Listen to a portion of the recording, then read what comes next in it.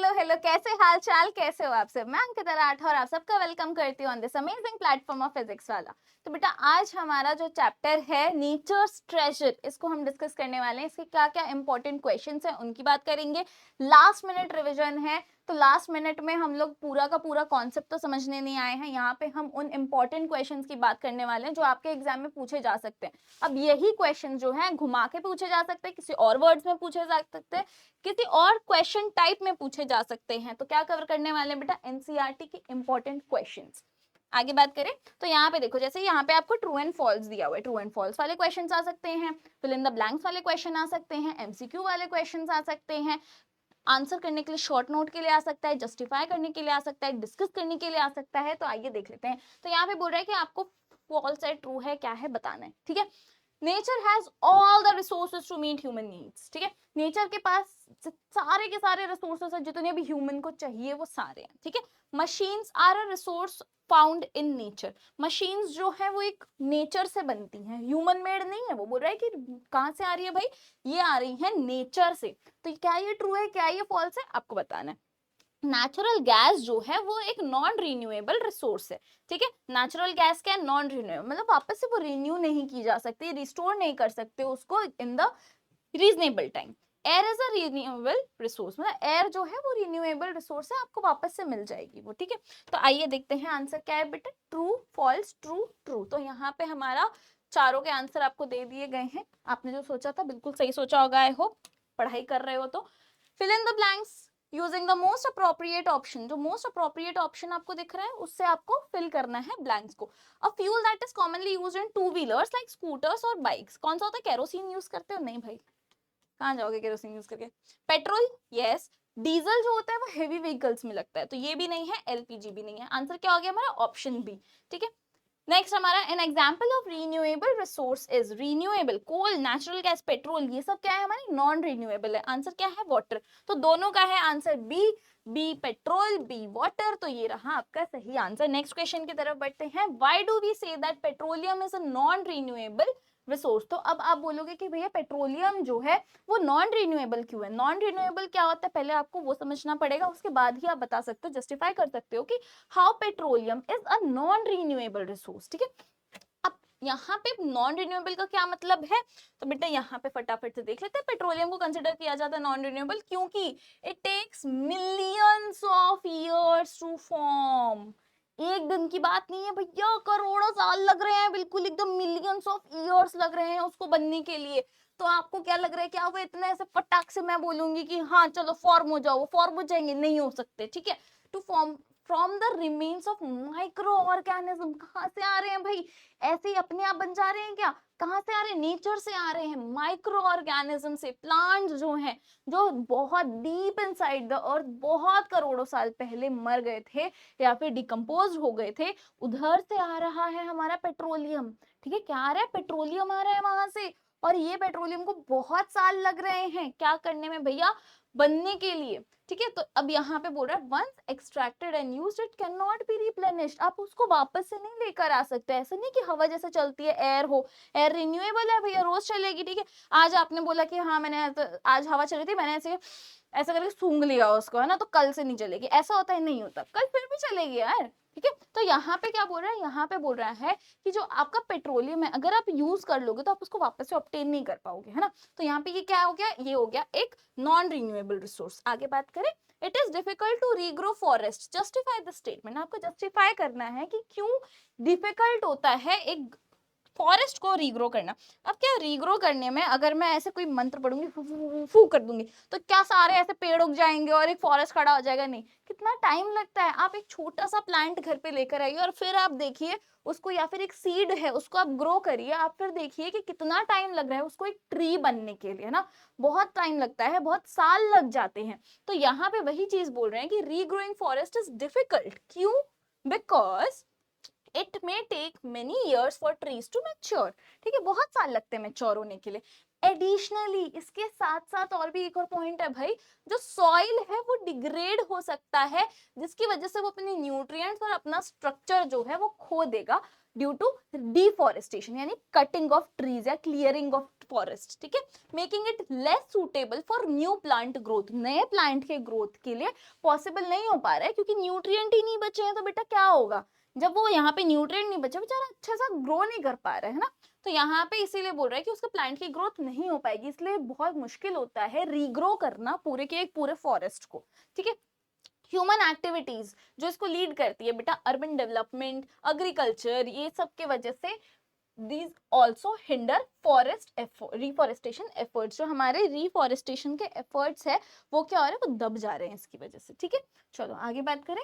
आगे हमारा next question है, इन द गिवन इलस्ट्रेशन, यहाँ पे आपको एक इलस्ट्रेशन दिया गया है, तो we see that food is being cooked, ठीक है, जो खाना है, फूड है, वो बन रहा है, इट इज बीइंग कुक्ड। तो यहाँ पे तो आपको दिख ही रहा है, आओ देखते हैं जल्दी से। तो यहाँ पे एक महिला है ना, यहाँ पे एक घर है, यहाँ पे एक महिला है और यहाँ पे कुकर रखा है। आंटी ने भाई छतरी ली, छतरी को ऐसा उल्टा कर दिया, उस पे कुकर दे मारा एकदम बिल्कुल।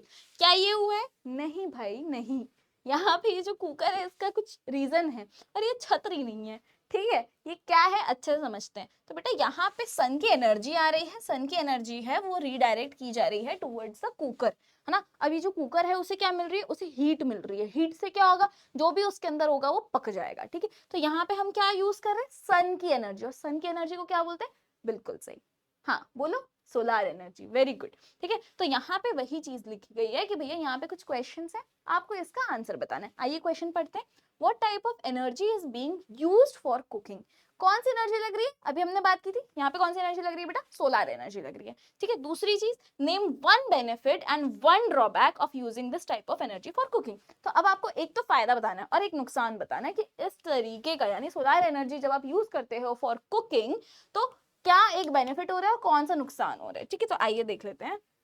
तो बेटा सही बताया था आपने, solar energy 7 crore, very good, ठीक है। आगे बात करते हैं बेनिफिट की। तो बेनिफिट क्या है बेटा, सोलर एनर्जी एक रिन्यूएबल और क्लीन सोर्स ऑफ एनर्जी है, ठीक है। रिन्यूएबल है, वापस से बन जाती है, रोज सूरज आता है, ऐसा नहीं बोलते कि कल उन्होंने मेरी ज्यादा एनर्जी ले ली थी तो आज मैं नहीं आ रहा, ठीक है, रोज आता है सूरज। तो यहाँ पे सोलर एनर्जी क्या है बेटा, रिन्यूएबल है, क्लीन सोर्स ऑफ एनर्जी है, इसीलिए वो एनवायरमेंट फ्रेंडली है, ठीक है। एनवायरमेंट में उसको कोई नुकसान नहीं पहुंचा रहा है एनवायरमेंट को, ठीक है। तो ये तो इसका बेनिफिट हो गया। अब ड्रॉबैक क्या है बेटा, ड्रॉबैक है डिपेंडेंस ऑन वेदर। अब मान लो कि एकदम बढ़िया एकदम तेज छमछमाती हुई बारिश आ गई, है ना, बादल गरज रहे, बारिश आ रही है, बढ़िया एकदम चाय पीने वाला, एकदम मस्त पकौड़े खाने वाला मौसम हो रहा है, तो क्या यहाँ पे आप धूप ढूंढोगे, हैं सोलार कुकर जलाओगे वहां पे बैठ के, नहीं कर सकते आप, है ना। तो solar energy can not be used during cloudy days और at night which limits its reliability and convenience, ठीक है। कन्वीनियंट नहीं है वो इतना, क्योंकि रात के टाइम पे आप एक्सपेक्ट नहीं कर सकते ये सूरज आएगा और मेरी दाल पकाएगा कुकर में, है ना। तो यहाँ पे आंसर क्या हो गया बेटा, ये आपका आंसर हो गया है उस क्वेश्चन का। आगे बढ़ते हैं, यहाँ पे है आपका दूसरा question which says explain two ways, आपको कोई भी दो तरीके बताने हैं, दो वेज बताने हैं इन विच ह्यूमन एक्टिविटीज, जो ह्यूमन एक्टिविटी है वो पोल्यूट कर रही है एयर को, ठीक है। जो एयर है, जो हवा है, उसे कोई भी दो ह्यूमन एक्टिविटी आप बताओ जो उसको खराब कर रही है हवा को, और आपको एक एक्शन भी बताना है जो हेल्प कर सकता है एयर पोल्यूशन को कम करने में, रिड्यूस करने में, ठीक है। तो आइए देखते हैं। डिफॉरेस्टेशन जो होता है, डिफॉरेस्टेशन मतलब अभी हमने पढ़ा था भाई, डिफॉरेस्टेशन में आपको वापस से याद दिला देती हूँ, क्लियरिंग ऑफ फॉरेस्ट, यानी फॉरेस्ट जो है उनको काट पीट के, फॉरेस्ट को क्या काट रहे हैं भैया, ऐसा नहीं कि फॉरेस्ट एक वर्ड है उसको मैंने काट दिया, ऐसे आप बोलोगे मैम फॉरेस्ट को ही तो काटना है, ये लो फॉरेस्ट लो मैंने काट दिया, ऐसे नहीं करना है, ठीक है। फॉरेस्ट की कटिंग यानी क्लियरिंग ऑफ फॉरेस्ट, यानी कि जितनी भी प्लांट्स है, जितनी भी ट्रीज है, हमारा जो फॉरेस्ट को बना रहे हैं भैया, उन सबको हटा देना, उन सबको किसी ना किसी वजह से यूज कर लेना, लैंड यूज से या फिर किसी और पर्टिकुलर ट्रीज के यूज के लिए हम उस पूरे ट्री को काट दे, ठीक है। तो यहाँ पे वो सब होता है डिफॉरेस्टेशन, यानी फॉरेस्ट जो एरिया है वो क्या हो रहा है, खत्म होते जा रहा है, ठीक है, क्लियरिंग हो रहा है। तो deforestation reduces the number of trees, ठीक है, नंबर ऑफ ट्रीज क्या हो रहा है, रिड्यूस हो जा रहे हैं, that can absorb carbon dioxide. अब आप यहाँ पे एक भाई समझने वाली बात है, देखो मैं आपको बता देती हूँ।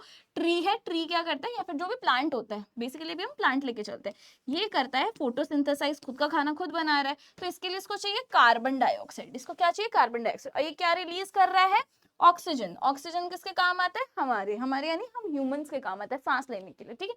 तो अब जब ये अपना खाना खुद बना रहा है तो CO2 बढ़िया से यूज कर ले रहा है जो भी एनवायरनमेंट में है, लेकिन अगर ये नहीं हुआ तो क्या होगा? चलो ऑक्सीजन तो नहीं मिल रहा है तो समझ में आ गया, पर CO2 जो है वो तो एनवायरनमेंट में ही रह गया है ना। तो वो एनवायरनमेंट में क्या कर रहा है? एनवायरनमेंट में एक ग्रीन हाउस गैस बन गया है भाई। तो यहाँ पे जो नंबर ऑफ ट्रीज है जो कार्बन डाइऑक्साइड को अब्सॉर्ब कर सकते हैं वो क्या हो गया है? डिक्रीज हो गए हैं, और कार्बन डाइऑक्साइड इंक्रीज हो गया है, उसका कॉन्सेंट्रेशन इंक्रीज हो गया है।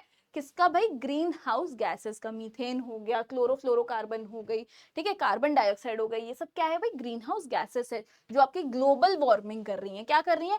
ये जितनी ज्यादा ग्रीन हाउस गैस आपकी प्रेजेंट रहेंगी ऑन द अर्थ उतनी ज्यादा गर्मी बढ़ेगी, है ना। जितनी ज्यादा गर्मी बढ़ेगी उतना ज्यादा क्या होगा? टेम्परेचर इंक्रीज हो रहा है अर्थ का, और अर्थ जो है क्या है हमारा? एक ग्लोब हो गया, तो ग्लोबल वार्मिंग, वार्मिंग मतलब गर्म हो रहा है, तो टेम्परेचर क्या हो रहा है? बढ़ रहा है, उसको हम क्या बोलते हैं? ग्लोबल वार्मिंग, ठीक है।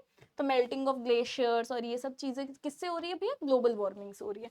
चलो दूसरी बात यहाँ पे, burning fossil fuel in vehicles and factories releases harmful pollutant, ठीक है।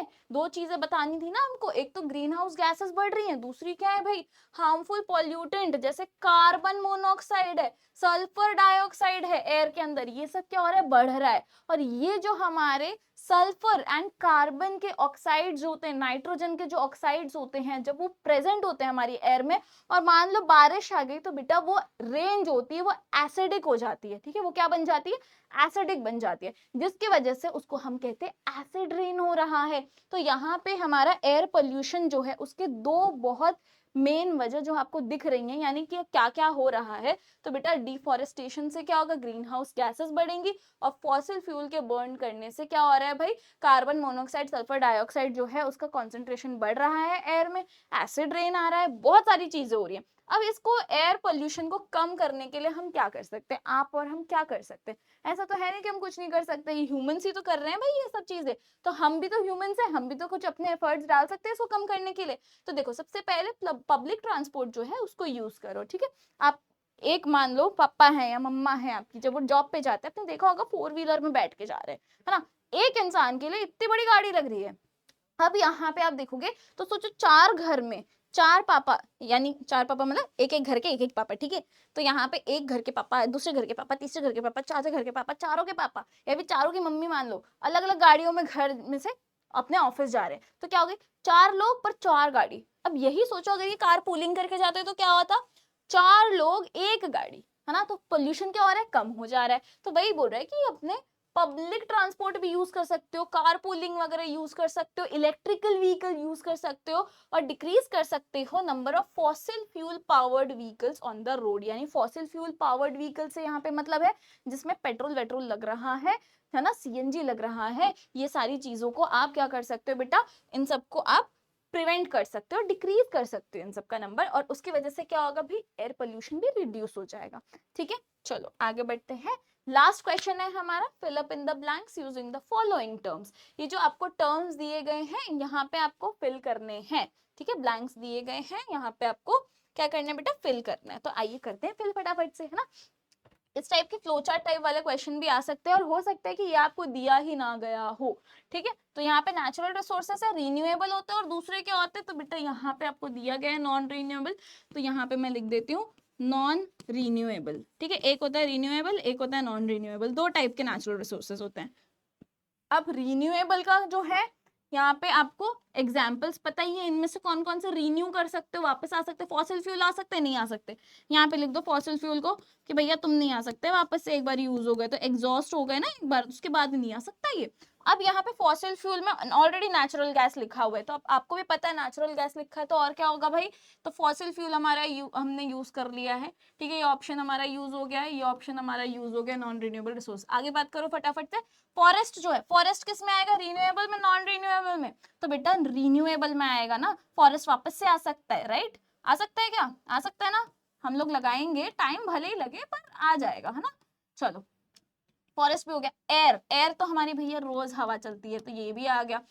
पेट्रोलियम, पेट्रोलियम क्या होगा बेटा, नॉन रिन्यूएबल। एक बार आपने पेट्रोलियम यूज कर लिया, अभी हमने पढ़ा था ना पेट्रोलियम जो है वो एक नॉन रिन्यूएबल रिसोर्स के क्यों कंसिडर कर रहे हो आप उसको, है ना, तो ये वही वाला आंसर है, ठीक है, तो पेट्रोलियम भी कट गया।